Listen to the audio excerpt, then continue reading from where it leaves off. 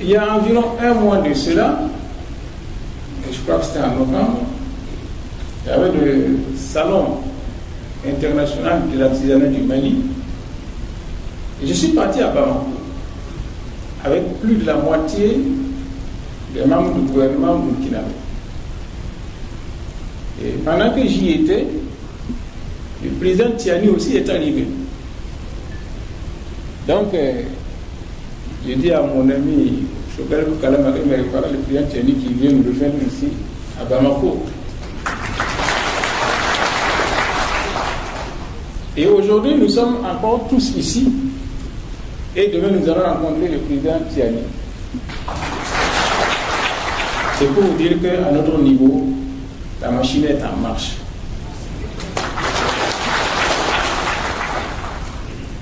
Il faut dire que pendant longtemps, le président Assimi Goïta et son équipe se sont battus tout seuls.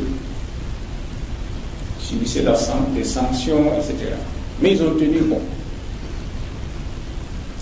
Et puis après, le capitaine Ibrahim Traoré est venu. Quand il m'a proposé d'être son premier ministre, il lui a dit, Monsieur le Président, il faut qu'on aille avec le Mali.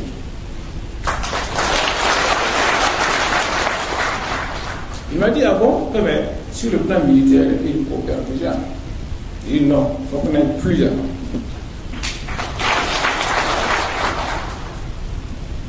Il a retenu. Quelque temps après, l'état-major malien est venu au Burkina Faso pour un travail de concertation avec le colonel Sadio Camara. Le président m'a dit, bon, comme tu tiens à ce qu'on a avec les Maliens, tu n'es pas militaire, mais viens quand même. Donc je suis parti, j'ai assisté à la réunion et je leur ai dit, vous savez, entre le Mali et le Burkina, il faut qu'on aille ensemble.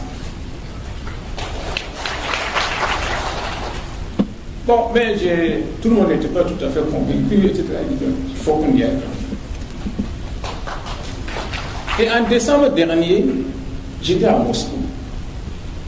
Et donc c'était pour que... Vous savez que l'ambassade de la Russie au Burkina Faso était fermée en 1992. C'était pour renforcer nos relations avec la Russie et éventuellement demander la rouverture de l'ambassade de la Russie au Burkina Faso. Et hier, l'ambassade de la Russie au Burkina Faso a été ouverte. Donc j'ai dit à nos amis russes, j'ai dit, bon, maintenant avec les Maliens, nous, ça va très très bien. Mais il reste le Niger. J'ai dit, mais l'obstacle maintenant, c'est le Niger. Comment on fait? Les Russes nous ont dit, c'est au Nigérien de régler leur problème.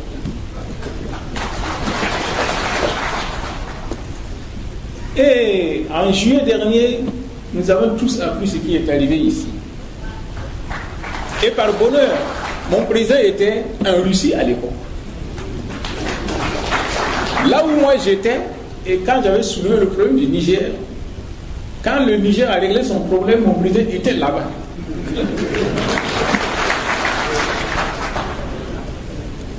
Et quand il est arrivé à Ouagadougou, je l'ai accueilli à l'aéroport, il m'a dit, PPM, on n'a plus le temps à perdre. Il dit, oh.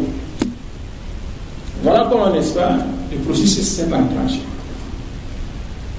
Et je vais vous raconter une histoire. Il y a plus de 20 ans, en 2003, j'ai écrit un article intitulé pour une fédération du Sahel.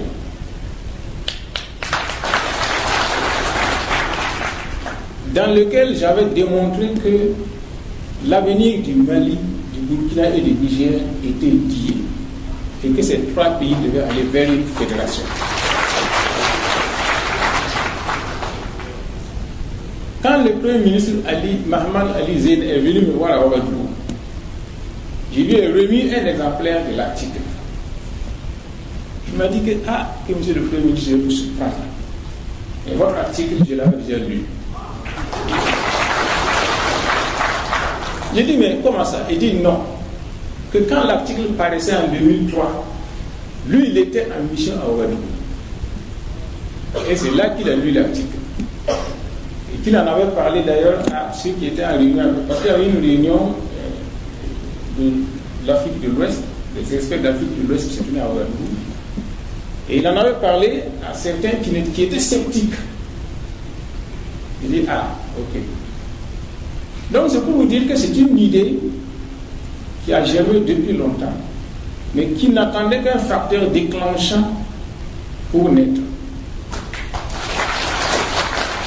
Et comme vous savez, les nations naissent et se confortent par des épreuves.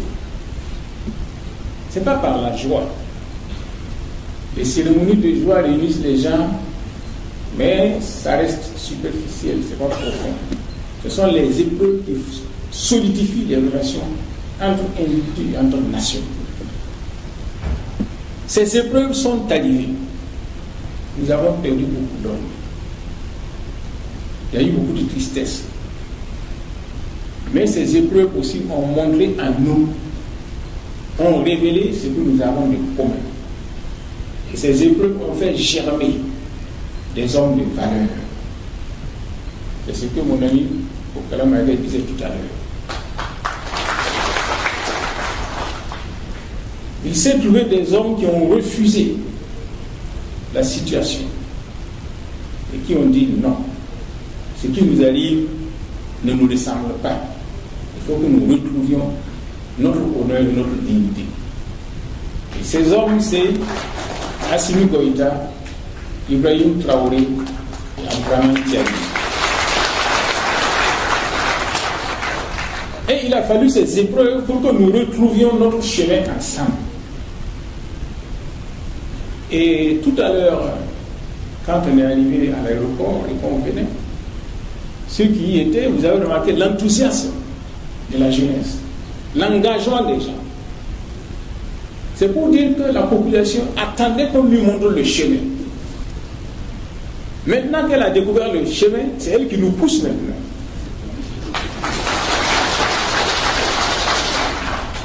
Donc on n'a plus droit à l'erreur. Et ce que vous avez à faire, comme j'ai eu à le dire à Bamako la dernière fois, c'est de faire en sorte que même si nos chefs d'État voulaient reculer, ils ne puissent pas le faire.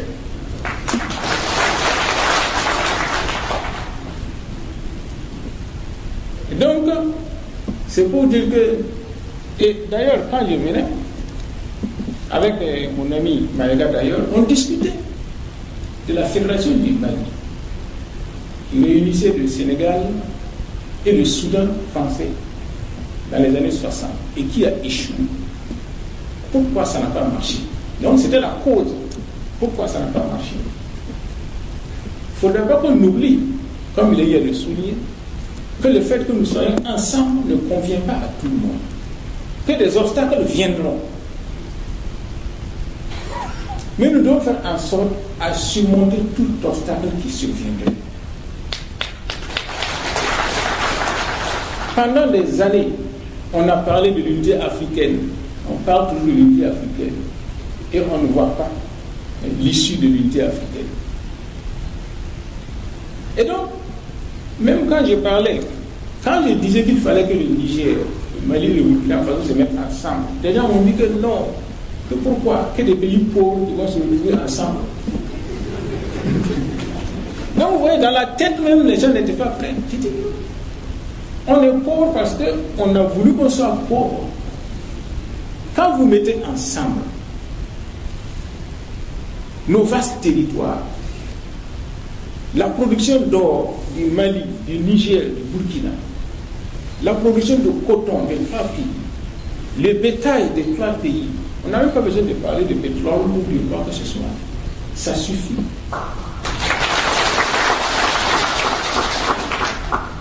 Donc c'est la confiance qui nous manquait. Parce que si nous voulons aller avec des pays comme la Côte d'Ivoire ou le Ghana, ce qui s'est passé va se repasser. Au fait, avait dit que la Côte d'Ivoire ne sera pas la vache à lait de l'Afrique de l'Ouest. Ils s'estiment mieux nantis et ils vont croire que nous venons mendier chez eux. Donc mieux vaut que nous soyons ensemble, que nous construisons, et là c'est eux qui vont se mettre à nous envier.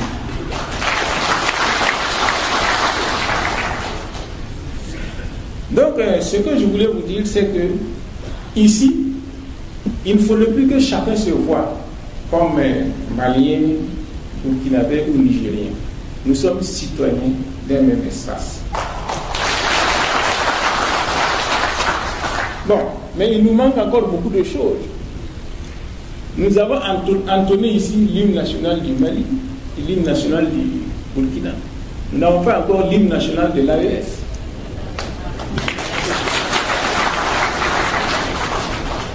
Nous n'avons pas encore le drapeau de l'AES. C'est à vous de les concevoir et de nous les proposer. C'est pour dire que chacun a sa tâche à accomplir.